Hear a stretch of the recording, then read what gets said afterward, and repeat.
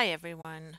I hope you are all doing well. It's been a while since I made a YouTube video, so I thought I'd get back into this. We are in beginning the third week of Unit 3 on organizational behavior. This is a 6-week unit. We've finished organizational governance and organizational culture. Now we move on to organizational ethics. There is a nice short reading on organizational ethical breakdowns and a really short case study on trading floor a young employee who is working on the trading floor and the situation that he runs. I think it's a man, but it could be a woman, couldn't it? That he or she runs into on the trading floor with the discussion question that I posted earlier today. I just want to back up a little bit and mention the team activity on Penn State governance. So if we go into to take a look at that, which is in week 10, I just want to make sure that we're all on the same page here. This is a 60-point team assignment, so it's a chunk of change here. There are three parts. The first part is you're really just presenting facts, and you're describing the governing structure at Penn State. And here are some specific questions to address: the role of the Faculty Senate, the role of the Board of Trustees, and the role of the administration in Old Main. This is supposed to be 4 to 5 paragraphs long, and not and those paragraphs, of course, don't include the supporting charts, tables, or figures, which I want you to include with part one. Then you move on to part two, and part two is about the governing structure at Penn State.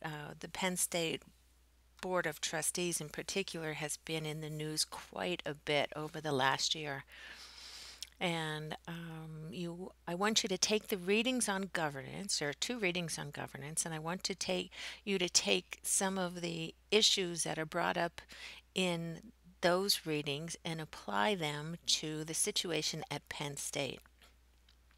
So potential, and when I say potential topics, I mean potential topics. You do not need to address all of these issues here in your writings, but I just highlighted some that so you'd have a list right in front of you.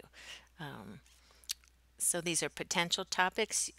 I also expect, you can't see it on here, but I also expect you to use outside readings beyond those two readings. So, there's been a lot written in newspapers and the Free Report, there's the Paterno Thornburg report, newspaper articles.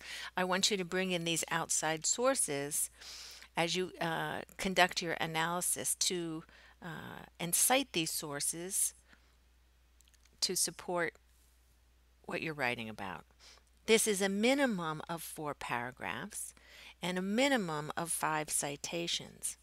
And so I do mean minimum.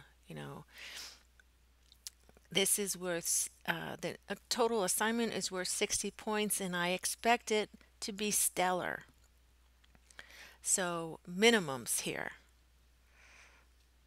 Then the third part is, after you've analyzed the situation, you've brought up key points that you feel are inadequate, probably, and then you go on to recommend improvements, right? Again, it's a minimum of 2 paragraphs.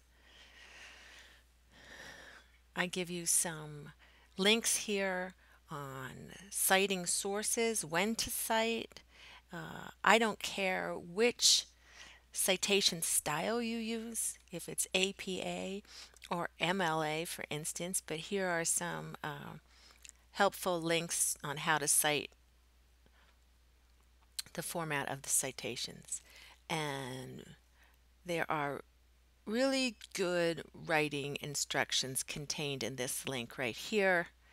Um, Especially pay attention to chapters 1, 2, and 5. Many of you are very good writers, but it never hurts. I was reviewing these chapters just the other day.